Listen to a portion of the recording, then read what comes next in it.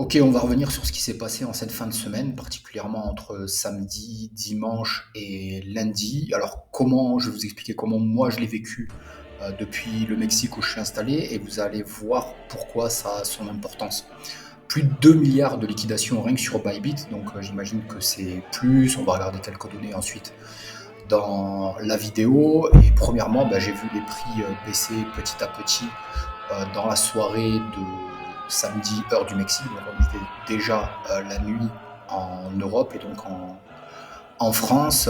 Et j'ai vu plusieurs blogueurs alerter sur le fait que les marchés crypto sont traditionnellement manipulés le week-end.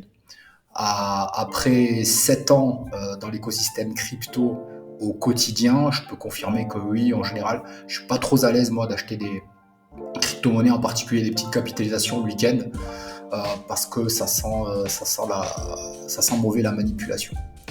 Alors pourquoi tout ça? Alors quand j'ai regardé et que c'était tout frais, il y avait plusieurs probabilités. On ne sait jamais en fait quand ça se passe sur le moment, hein, qu'est-ce qui fait paniquer les gens, etc. Et donc il y avait deux choses. Il y avait premièrement le fait que Trump impose des taxes de 25% au Canada et au Mexique et 10% en plus de ce qui existe déjà en Chine. Et ensuite, il y avait aussi la rumeur d'un virus, voilà, coronavirus, etc. Et par la suite, on a vite compris que c'était l'excuse des tarifs douaniers imposés et mis en application depuis vendredi de Donald Trump de 25% sur le Canada et le Mexique et 10% en plus donc sur la Chine. Ce qui m'a étonné, moi, c'est que c'est pas une surprise. C'était annoncé dans son programme, ça annoncé depuis plusieurs mois, plusieurs semaines. Et maintenant que c'est mis en application, alors là, tout le monde découvre la Lune et, et puis ça fait paniquer les marchés. Ça m'étonne d'autant plus qu'on voit, comme je l'ai montré dans les vidéos antérieures, le camp Trump qui achète du BTC et d'Ethereum à coût de millions de dollars. Et ça serait vraiment étonnant que eux-mêmes manipulent le marché et veulent faire cracher ce marché. Ça serait vraiment très étonnant. Maintenant, des nuits comme ça, j'en ai vécu et j'en vivrai encore. Et vraiment, ça ne m'a pas empêché de dormir, mais ça ne m'a pas empêché non plus d'avoir une réflexion. Et ce qu'il faut faire dans ces moments-là, comme je l'ai noté sur les salons Telegram et Discord que j'anime, il faut rester calme, il faut analyser la chose et il faut voir où on s'en va. Est-ce que ça annule la hausse, la tendance haussière sur Bitcoin? Pour le moment, non. Sur les altcoins, je pense que le fait que ça baisse toujours, il faut se rendre à l'évidence qu'on est sur un canal baissier. Sur les altcoins, et tant que le cadre régulatif, législatif et juridique des crypto-monnaies ne sera pas clairement mis en place aux États-Unis, c'est difficile d'imaginer comment la confiance va revenir de manière forte sur les altcoins. Alors, on découvre plusieurs blogueurs fameux, particulièrement anglophones que je suis, hein, qui disent voilà les 10 crypto-monnaies qu'il faut acheter, les 5 crypto-monnaies, ma crypto-monnaie favorite, ma pépite, etc. Alors là, tous disent ouais, mais de toute façon, moi je suis 80% BTC. Et je vois de plus en plus une tendance dire non, mais de toute façon, au final, c'est le BTC qui surperforme le mieux, c'est vrai. Donc je crois que je vais plutôt plus me concentrer sur le BTC. Moi, c'est ce que j'ai toujours fait, c'est ce que j'ai toujours appelé à faire. Appelé à faire. J'ai toujours trouvé que c'était plus raisonnable d'avoir entre 30 et 50% de BTC dans son portefeuille. Et vu la correction aujourd'hui, automatiquement, on se retrouve avec 70%, 80% de BTC. Est-ce que les altcoins sont mortes pour autant? Non. La technologie blockchain est là et elle est là pour durer. Et je pense qu'il y a plein d'altcoins qui vont réussir. Il y en a plein qui vont mourir, il y en a plein qui vont réussir.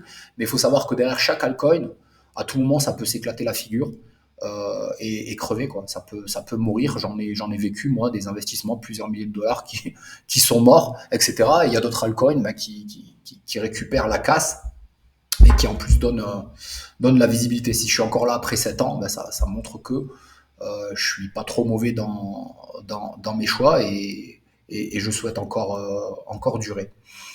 Maintenant, ce que je vous propose, mais juste avant, j'ai encore envie de parler de Trump. Trump, il met ça, les tarifs douaniers, pour obliger les gens à passer à la table des négociations. Ouais, il est réputé pour être un négociateur. Il y a 3 hommes aujourd'hui dont la parole est influente pour les marchés, que ce soit la bourse traditionnelle ou la crypto-monnaie. C'est Donald Trump, évidemment, surtout ces dernières semaines, Xi Jinping et Poutine. Ce que disent les autres, ça n'importe peu. On l'a vu, hein, la présidente de la BCE qui a parlé récemment pour dire qu'elle n'aura jamais de Bitcoin dans la BCE ou en réserve en Europe. On s'en tape. Le marché, il s'en tape. Et là, je discutais ce matin avec une Mexicaine, là. Elle disait, ouais, c'est incroyable.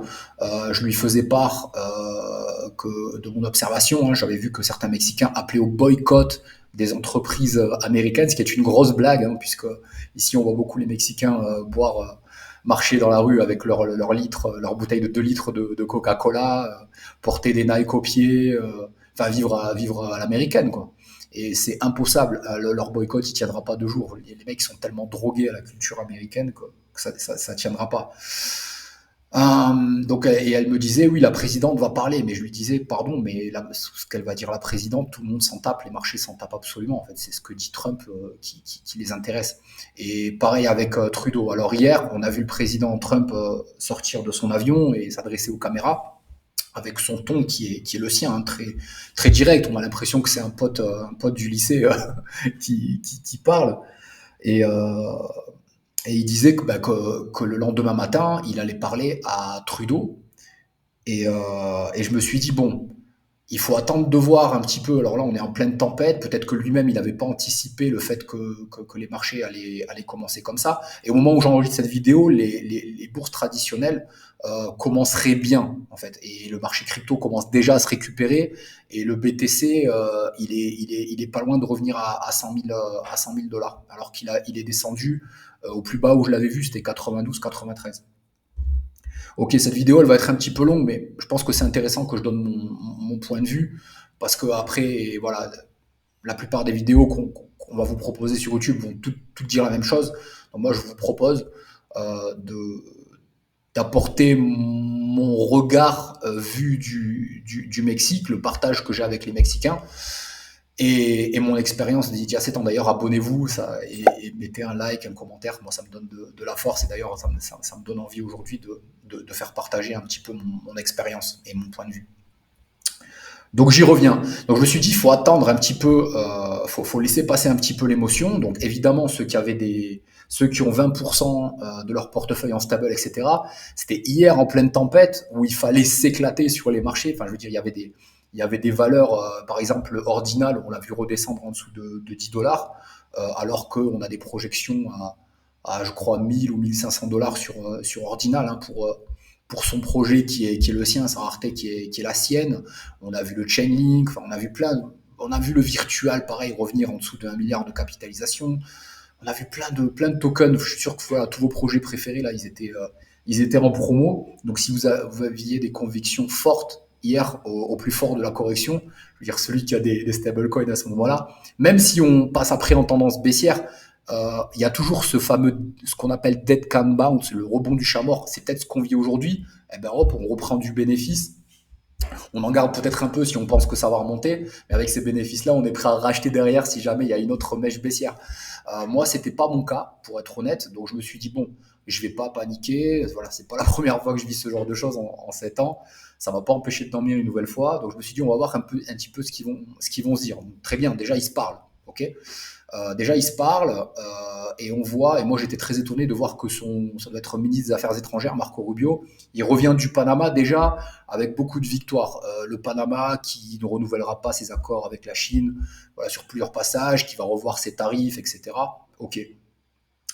Donc il a dit je vais téléphoner au Premier ministre Trudeau et là ce matin donc il y a un tweet qui est sorti, donc là je vais passer donc sur le partage d'écran et là donc qu'est-ce qu'on voit ce matin? Donald Trump qui déclare qu'il a parlé avec la présidente du Mexique et qu'ils ont trouvé un terrain d'entente. Apparemment, il se donne une période d'essai de 1 mois dans laquelle lui tout de suite, il va mettre en pause, donc il ne va pas appliquer ces tarifs douaniers de 25%, et elle s'engage à mettre 10 000 soldats mexicains à la frontière pour empêcher les passages de drogue de fentanyl et les passages de migrants illégaux. Donc voilà. Et là où je tire mon coup de chapeau, c'est que le gars est bon en négociation. Et un des jeux préférés aux États-Unis, c'est bien le poker. Et on voit que le gars est bon au poker. Tu vois, c'est pas du bluff. Il a sorti ses 25%. Et là, tout de suite, il oblige la nana à passer euh, à la table des négociations. Et vu depuis le Mexique, en fait, c'est une présidente qui vient à peine d'être élue.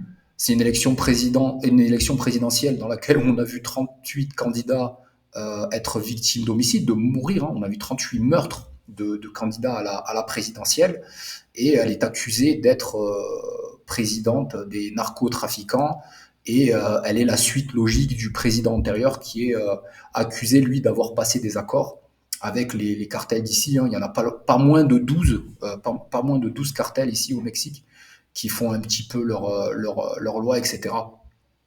Donc elle a bien dû faire ses concessions. Donc après, elle s'arrangera avec ces bandes criminelles, etc. Voilà, je veux pas trop m'aventurer parce que c'est pas mon pays, etc. Moi, j'ai envie de donner un regard d'observateur. Hein. Après tout, voilà, moi, je suis là pour trouver la paix. J'ai pas envie de me mettre dans un camp ou dans l'autre. Ce qui est sûr, c'est que voilà, l'industrie des toxiques, etc. Évidemment que je suis totalement contre. Et moi, je suis plus dans l'optique, évidemment, d'un président type Naïb Boukele qui nettoie son pays en 6 mois et c'est fortement réglé. Donc, toujours est-il que il l'a obligé à passer à la table des négociations par téléphone et ils font donc une période d'essai. Ok, donc cool. Et là, qu'est-ce qu'on voit? Le marché se reprend à l'image du BTC où on était descendu à des niveaux de 80, donc sous les 92 000 dollars, hein, 91 500 à peu près, pour se retrouver maintenant à 99 400, 99 500. Donc pas loin de reprendre les 100 000. Un Ethereum qui a beaucoup chargé, hein, malgré toutes les innovations et malgré tout le sentiment bullish qu'on avait sur Ethereum. Maintenant, voilà, on voit que la Golden Cross, elle est toujours en cours, on est toujours haussier. Il y a beaucoup de gens qui prennent beaucoup, beaucoup trop de risques avec les effets de levier. Ben, ils ont été liquidés, donc c'est bien, ça nettoie un petit peu le marché. Donc est-ce que ça remet en cause la tendance haussière, le cycle, etc. Non, je ne pense pas. Ma prochaine vidéo sera d'ailleurs projection de prix sur le BTC au regard du stock to flow model et des données du dernier mois. Et on va voir que on a toujours des très très belles, perspectives. Hein. N'oubliez pas de vous abonner pour être mis au courant de cette prochaine vidéo que je sortirai. Et aussi une opinion personnelle, je me suis inscrit sur le réseau social Trust parce que ces dernières semaines, ces derniers mois, Donald Trump, c'est une personne, elle dit quelque chose, elle fait quelque chose et elle influence les marchés. Les marchés vivent, mangent, dorment Donald Trump, ce qui est mon cas. Ça m'agace un petit peu parfois, mais c'est la réalité. Il y a des gars comme ça qui font le marché.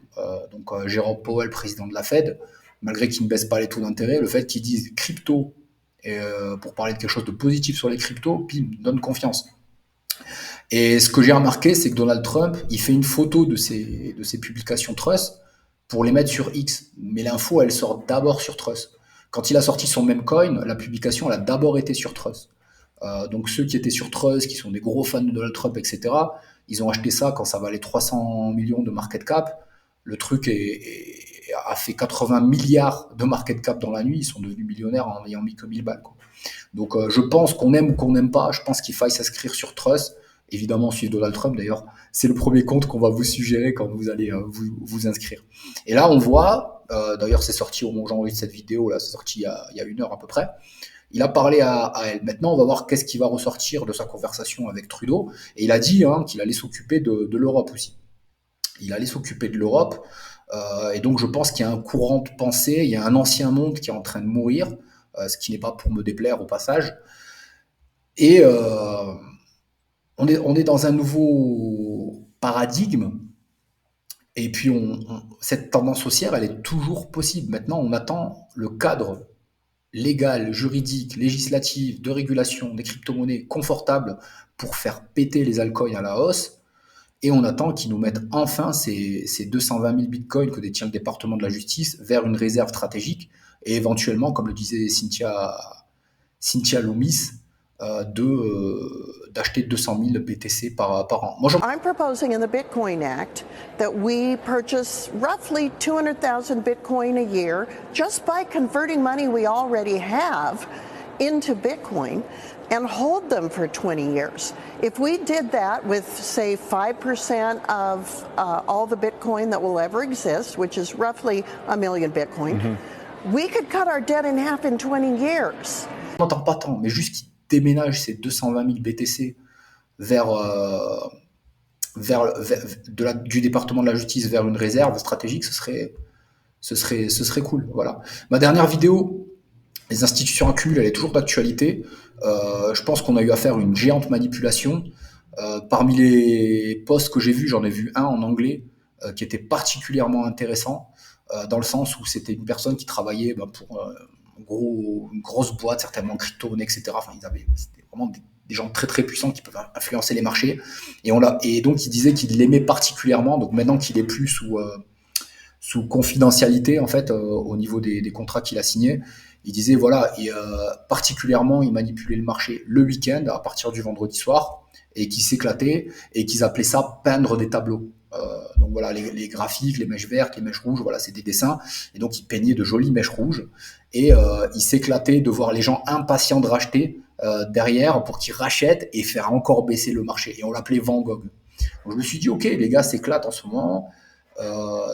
Par exemple, une grosse baleine qui aurait acheté de l'Ethereum, même qui aurait acheté de l'Ethereum à 3500. Ok, elle est sur le long terme, elle les met en collatéral, elle décroche un prêt, avec ce prêt, elle achète de l'Ethereum, et puis boum, elle les dump comme ça le week-end, et elle les rachète plus bas, et elle a gagné son short. Et ils se mettent comme ça, ils se connectent entre eux, les whales, et ils s'éclatent. Et ça, c'est seulement ce qu'on sait, hein, parce que cette personne-là qui parle en anglais disait, je peux quand même pas en dire plus, malgré que je suis plus sous contrat de confidentialité, clause de confidentialité, etc. Voilà, maintenant, est-ce que c'est un rebond du chat mort pour ensuite aller chercher encore plus bas, ou est-ce que ça va être un V-bottom, comme on l'a pu le connaître durant le Covid, si je reprends le BTC, pour ceux qui n'étaient pas là pour la période du Covid 2020, c'était mars, voilà, les premiers confinements en mars 2020, on avait un BTC qui était quand même à 9000, etc. Et en une nuit, en quelques heures, il est descendu à 3000. Enfin, c'était absolument fou. Et là, d'ailleurs, j'avais dit à tout mon entourage à l'époque, achetez du Bitcoin. Et on est passé ensuite, donc il s'est vite récupéré à 6000. Et puis ensuite, de 6000, il a fait x10 en quelques mois. Et j'aimerais évidemment, donc c'est ce V-bottom ici, vous voyez, ça fait V-bottom, crash. Donc là, il y a beaucoup de gens évidemment qui ont panic sell, vendre en panique, et ils n'ont jamais pu racheter, jamais pu racheter derrière. Ok. Et après on est remonté. Et la tendance haussière sur ce panic sell, on était en tendance baissière. On avait une death cross ici qui était pas belle, et après on était remonté. Ok. Donc ça, c'était avant halving. Donc là, ce qu'on vient de voir, c'est après halving, après des bonnes nouvelles concernant le BTC, l'effet Trump, etc. Et voilà, donc j'espère qu'on a affaire à un V-bottom. On peut voir que sur les contrats futurs, alors les contrats futurs, j'y étais déjà, les contrats futurs, on a un gap qui s'est formé, donc on a plus de chances de combler ce gap qui est actuellement entre les 102 000 et les prix actuels. Donc on reverra un BTC à 102 000, et pour moi, peut-être que ce sera aujourd'hui, demain, dans la semaine, j'en sais rien. Mais il suffit, voilà, de simples déclarations, et le marché s'envole. Et il faut savoir qu'il y a des données économiques qui vont sortir, qui sont très importantes, sur la manufacture aux États-Unis, sur l'emploi, je crois. Et ça va être très important, et ça va être très suivi des marchés. Et si ces chiffres sont positifs, ça va aller à la hausse. Ensuite, par rapport à des commentaires que je peux voir de personnes qui sont vraiment douées, on peut s'attendre à ce que les taux sur le dollar vont baisser. pour plusieurs raisons, parce qu'il se base sur des données économiques qui sont passées, donc du mois de novembre, décembre. Et à un moment donné, quand les données économiques de janvier, février vont sortir, on peut s'attendre à une baisse des taux d'intérêt en mars. Voilà. Après février, historiquement, c'est toujours positif. Après, voilà, j'aimerais montrer encore d'autres données, mais ça va faire une vidéo un peu trop longue. Mais je voulais déjà apporter mon point de vue pour apporter un petit peu de sérénité et pour répéter et conclure que dans ces moments-là, il y a deux options. Soit vous avez du stablecoin et vous faites votre shopping, mais je parle pour ceux qui ont au moins 20% de stablecoin dans leur portefeuille. C'est pour cela qu'il ne faut pas oublier de take profit quand vous faites des bons coups. Ou alors, vous n'avez pas pris d'effet de levier. Moi, c'est jamais ce que je conseille, de prendre d'effet de levier. Et puis, vous regardez un petit peu ce qui se passe et vous regardez un petit peu quelle sera l'issue et de quoi dépend cette issue. En l'occurrence, là, c'était la négociation, la communication entre Trump et Trudeau et entre Trump et la présidente du Mexique, Sheinbaum. Voilà, j'espère que ce point de vue vous a été utile. Faites-le moi savoir en commentaire. N'oubliez pas de liker et de vous abonner pour avancer tous ensemble dans ce marché absolument fou qui est la crypto-monnaie. Mais on le savait, on savait que la volatilité allait être très très forte. Et voilà, faut pas s'étonner. Maintenant, on est dedans, on est dans le dur. Et c'est pour ça qu'il faut savoir gérer son risque pour passer ces périodes de troubles avec beaucoup de sérénité et dormir tranquille et puis prendre des choix, faire ses choix de manière posée. Je vous dis à très bientôt, merci, bye bye.